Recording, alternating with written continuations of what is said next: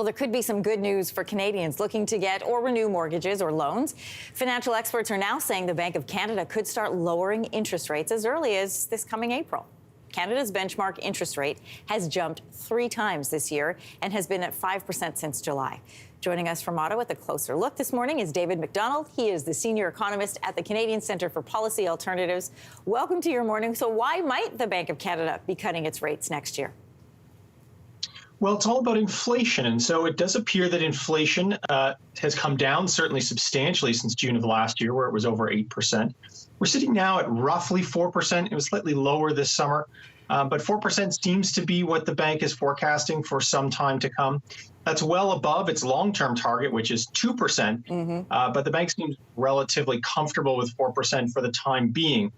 If we were to see some increases over the coming months, well above 4%, if we were in the 4.5, we might risk another rate increase. That doesn't seem terribly likely. But what may well happen is if we do see several months of data well below 4%, 3.5%, 3%, that might mean some decrease in rates, say down 1/4 of a point or something like that in the new year. Boy, that makes people feel hopeful for sure. We said around April. Around when could it happen? Well, the Bank of Canada has a variety of decisions over the course of the year. It's very much dependent on what's happening on the inflation rate and what that data comes in at.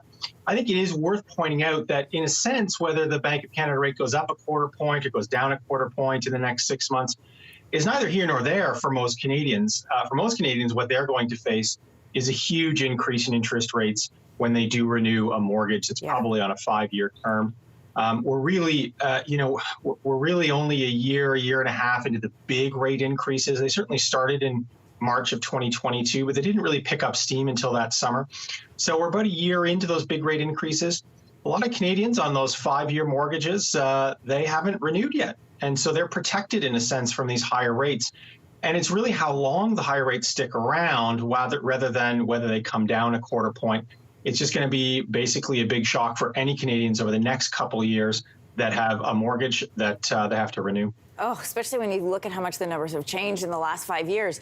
October numbers from the Royal Bank of Canada show that Canadians are going to renew $900 billion in mortgages from 2024 to 2026. That represents about 60% of all the mortgages at Canadian chartered banks. It's a big number. What impact could the rate of decrease have on housing affordability across the country? Well, this is the issue, is that Canadians are going to see big increases in mortgage rates. It's just very unlikely we're going back to the 0 interest rates that we were at prior to the pandemic, prior to this rate increase cycle. Even if we were to go back to 2 or 3% overnight rates, which is pretty normal, frankly, that's way higher than most Canadians are used to. What really hasn't adjusted yet to these much higher rates is house prices. House prices have come down a little bit since rate hikes started a year and a half ago, but they really haven't come down that much. And so in terms of affordability at this point, we're at the worst point in the cycle. Mortgage costs have gone through the roof for anybody with a mortgage. Rent has gone through the roof because landlords have mortgages and they push their increases onto tenants. Right. And house prices haven't come down. So you're no better off on that front. And so potentially we might see house prices come down. The downside, of course, is that when you've got that many Canadians paying that much more in mortgage interest, they have a lot less money to spend in the economy.